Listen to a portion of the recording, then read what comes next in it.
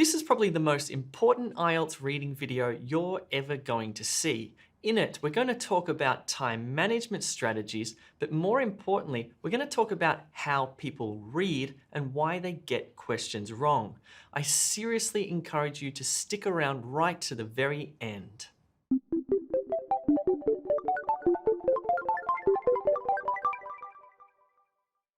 This video has 7 equally important parts. Number 1, we'll look at the IELTS reading challenge. Number 2, I'll give you a quick overview of IELTS reading. Number 3, we'll look at the 3 different reading types you need to do on test day. Number 4, we're going to find out why people fail and run out of time. Number 5, we'll look at what makes a fast and accurate reader. Number 6, I'll give you the ultimate IELTS reading process. And number 7, we'll finish with some critical time management tips. So that's what we're going to do. Now, before we get started, in the description below is an infographic that kind of summarizes everything we're going to talk about in this video. Make sure you download that. Let's get started and look at part number 1. Number 1, the IELTS reading challenge. In your reading test, you will get 3 reading passages, 40 questions, and you'll have 60 minutes. Now, each of those 3 passages gets increasingly more difficult as you go through the test. So the test, in a sense, goes from sort of easy to harder. Now, what we need to work out is how many words are in each of these passages and the questions, so we can work out a reading speed, or how many words you can read per minute. According to IELTS Official, the 3 passages have a total of about 2,500 words. And then there's about 500 words in the questions, so about 3,000 words in total. To read 3,000 words in 60 minutes means that you need to read at an average speed of 50 words per minute. That is not fast. Let me put it into perspective for you so you understand what 50 words per minute actually means. The average native English speaker reads at an average rate of 250 words per minute. By analogy, that's the equivalent of driving a car at 100 kilometers per hour. So if you only have to read at 50 words per minute, well, that's the equivalent of driving a car at about 20 kilometers per hour. So what's the actual problem here? Because you have enough time to read everything, including the questions, all the passages, in about 15 minutes. So why is it that so many people run out of time and also get questions wrong? There are a few critical things we need to iron out, because it's not necessarily how fast you read. It's not just about the speed or the pace. It's actually more about how you read and what you do with your mind and eyes on test day. Before I show you why people run out of time and fail this part of the test, we need to look at the test a little bit more deeply. Number 2, let's do a quick IELTS reading overview. The first thing you need to know is there is a difference between IELTS academic reading and IELTS general reading, so let's quickly look at that. If you're taking IELTS general, you'll have to read passages that are similar to newspapers, advertisements, handbooks, and notices. Whereas, if you're taking IELTS academic, you'll have to read passages that are similar to newspapers, books, journals, and magazines. So the academic test will use vocabulary and sentence structures that are slightly more complex than the general test, but that's where the differences end. Both tests have 11 different reading question types. You might not get all 11 types on test day, but you'll get most of them. There's multiple choice, true, false, not given, yes, no, not given, match information, match headings, match features, match sentence endings, sentence completion, summary note table flowchart completion, diagram label completion, and short answer questions. By the way, if you need help with any of the question types I've just mentioned, then sign up to E2 to watch the individual methods lessons, as they will walk you through each question type, showing you how to answer them step by step. Okay, now that we know what we're dealing with, let's take a close look at how to improve our reading efficiency and our reading accuracy. And in order to do that, we need to talk about 3 reading types. So reading is not just reading. There are different ways that you can read, okay? And on test day, there are 3 ways you need to read: speed reading, search reading, careful reading. Let's understand that first way that you need to read on test day: speed reading. The first thing you need to do on test day, whether you're taking the paper-based test or the computer-delivered test, is read the passage from beginning to end at about 500 words per minute. That's like driving at about 200 kilometers an hour, or in other words, you read the passage in about 60 to 90 seconds. Let's take a closer look.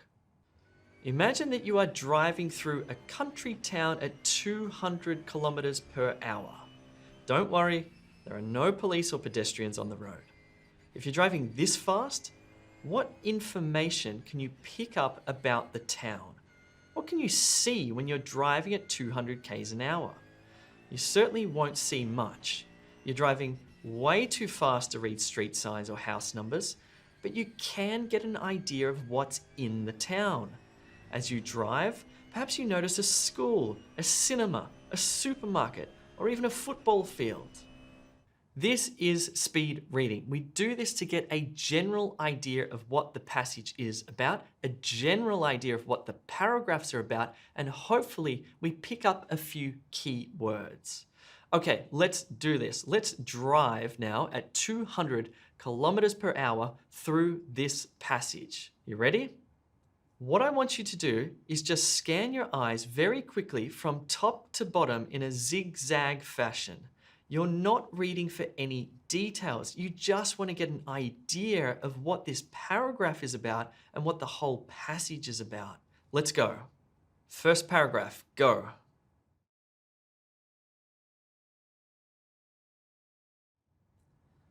Second paragraph, go.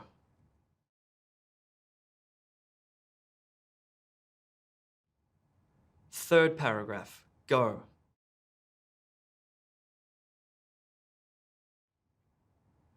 Fourth paragraph, go.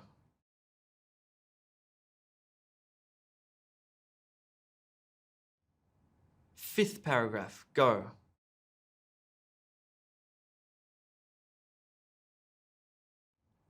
Sixth paragraph, go.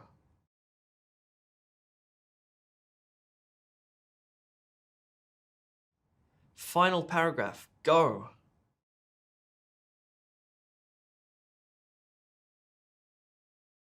Cool, you did it. That is what you need to do on test day. You need to speed read. Don't get stuck. You're not reading for details. You're reading to get a main idea. Okay, after you've sped read the passage, you need to go to question 1, which brings me to a critical point. The order of the questions follows the order of the text. This is really critical to understand. So what happens is you get question 1, right? And you have your passage here of text. Now, the answer to question 1 is going to be located towards the top of the passage, probably in paragraph 1. The answer to question 2 is going to be slightly further down, question 3 slightly further down, and so on and so forth.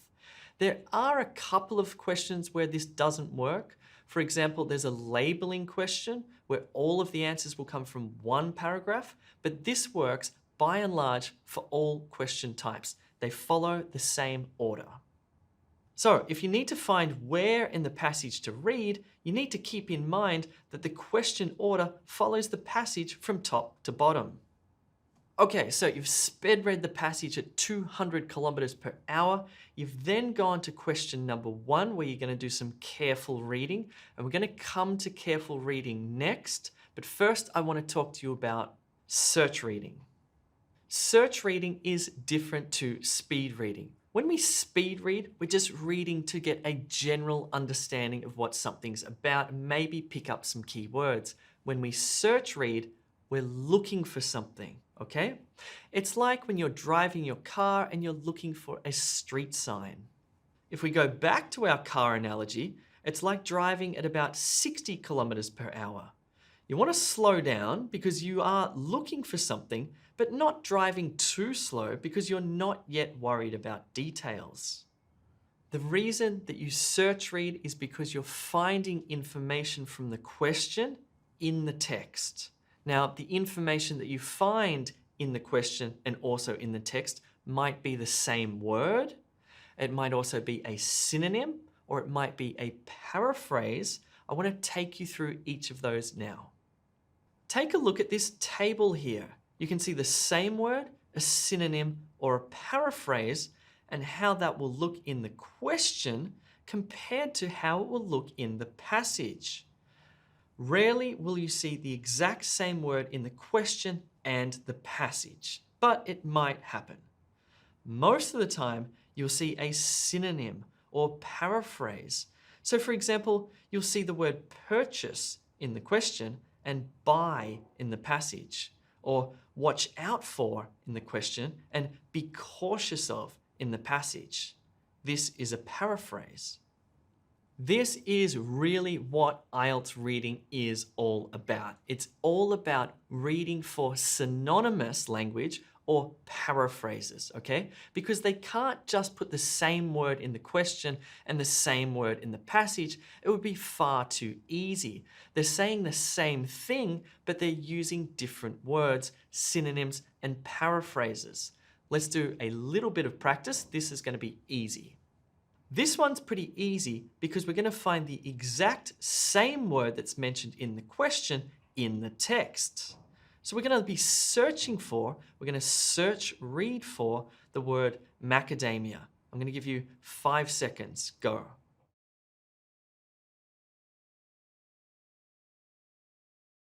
Did you find it? There it is. In this case, it's the same word as the question. Now we know where to read. So now that we know where to read, we need to do some careful reading.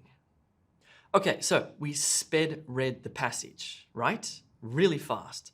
Then we moved to question 1 and we found a key word. And then what we did is we search read for that key word. The key word is going to be the same word, a synonym, or a paraphrase. Now that we know where to read, we're going to carefully read. And when we carefully read, we read word by word, phrase by phrase, sentence by sentence for a full and maximum understanding. It's the equivalent of slowing right down in your car to about 20 kilometers per hour to find a house number. You really have to slow down and concentrate. You might even stop for a little bit. Is the house number on the letterbox or is it on the door? Wait, was that it? No, that was number 14 and I'm looking for number 4. Let me reverse my car and take a closer look. So let's practice our careful reading now by slowing right down, relaxing, letting the meaning come into us. We're going to read from the question prompt to the particular part of the passage. Then we're going to read slowly and carefully the answer options. We may need to do a little bit of back and forth, but hopefully you can understand everything that's being said and find the answer. Okay, go from the question prompt to this particular part of the sentence, carefully read it, fully understand it, then carefully read and fully understand the answer options.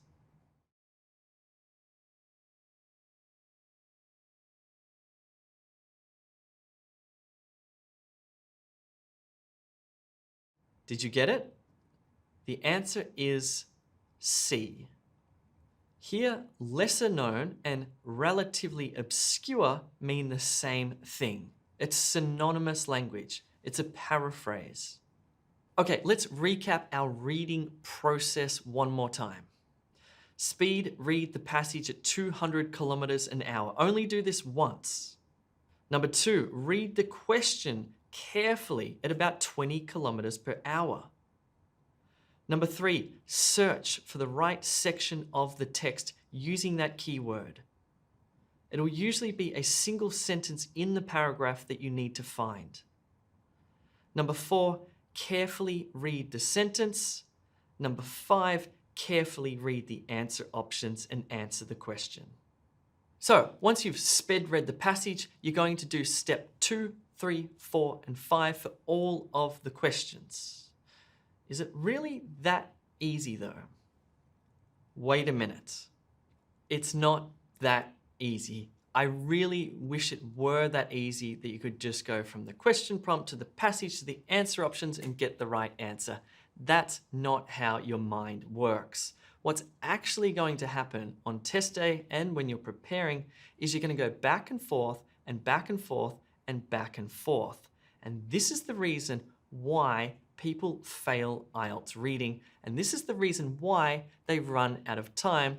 This is also the reason why you should share this video with your friends. Let's take a look at part number 4 of this lesson. This is the most important part. Why people fail and run out of time in IELTS reading. Take a look at this image. It's from the computer-delivered IELTS reading.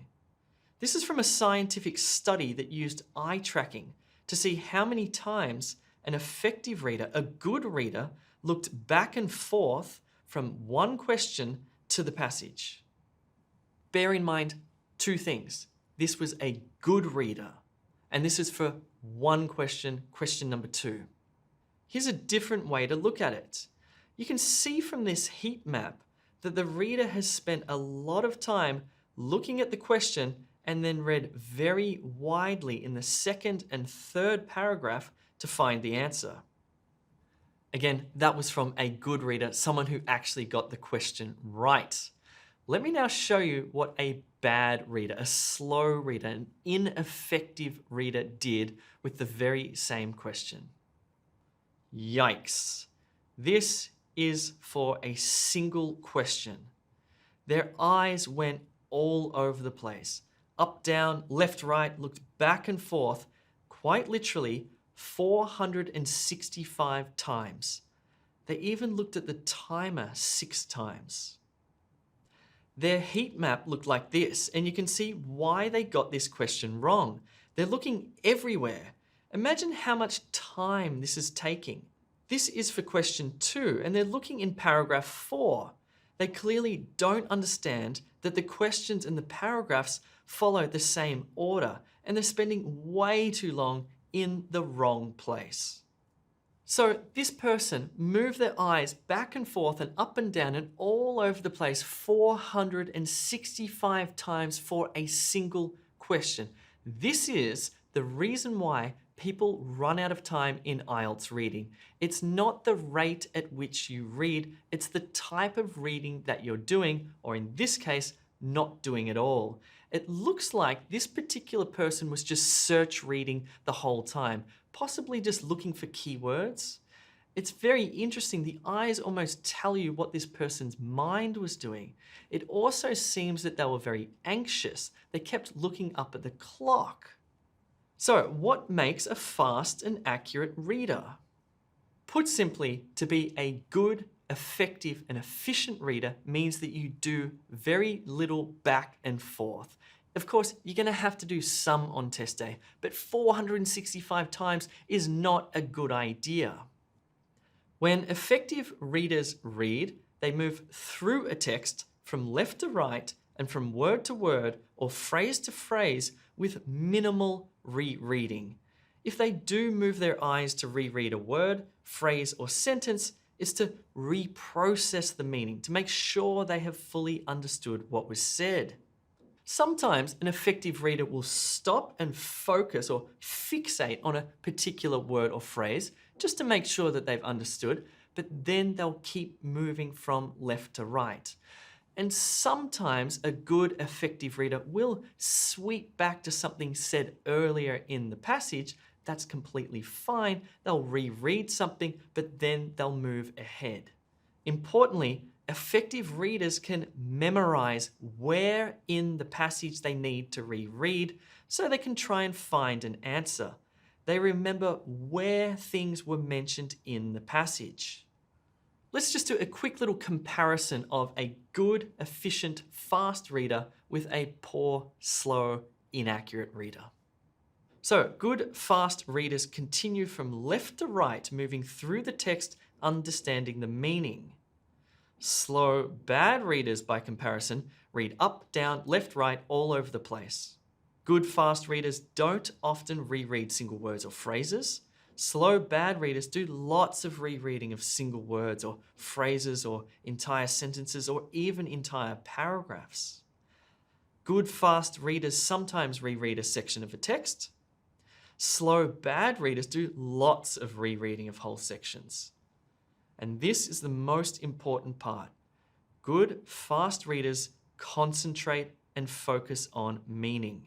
Slow, bad readers lose focus and do not concentrate on meaning.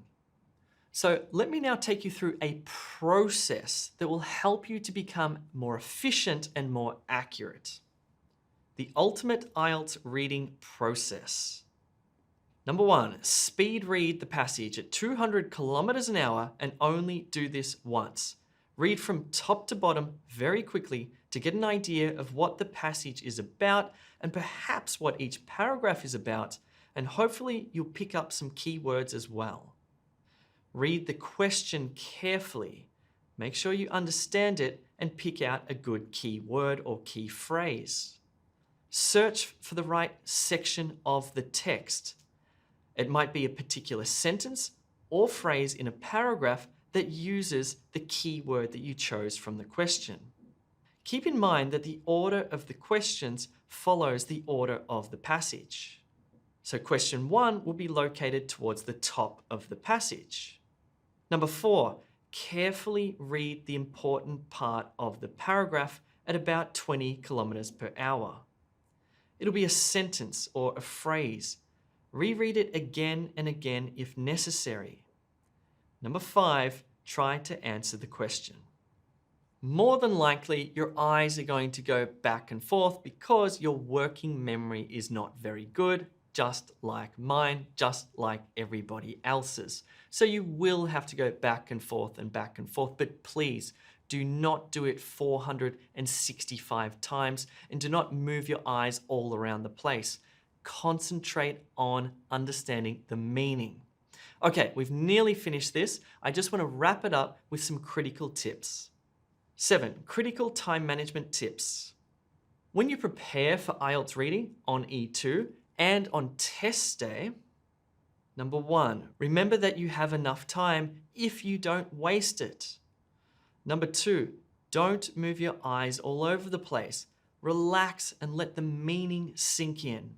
Number 3, if you're taking the paper-based test, remember that you need to complete the answer sheet as you go. You don't get extra time to complete it at the end. If you're taking the computer-delivered test, you don't need to worry about completing an answer sheet. Number 4, if you can't find an answer to a question, skip it and come back to it later or at the end. Don't waste time on answers you can't find or are unsure of. Come back to it later. Number 5, answer every question, even if it's a blind guess. There are no points lost for incorrect answers. Number 6, relax. One of the main reasons people can't manage their time is because they can't manage their anxiety. I know it's hard, but please relax and breathe. You have plenty of time and you can do this. Knowing all of this is really going to help you with your IELTS reading time management and your accuracy, but right now it's just theory. What you really need to do is put it into practice. And that's why I highly recommend you click the link in the description below, go across to E2 Test Prep and do some good quality practice, either in our live classes or on the platform questions. And remember to download the infographic as well because it summarizes everything we've talked about in this lesson. Cool, hopefully you found that helpful. Remember to click the like button, the subscribe button, leave a comment and share this video with your friends so they know exactly how to pass IELTS reading if they have to do it. And for you, I wish you the best of luck.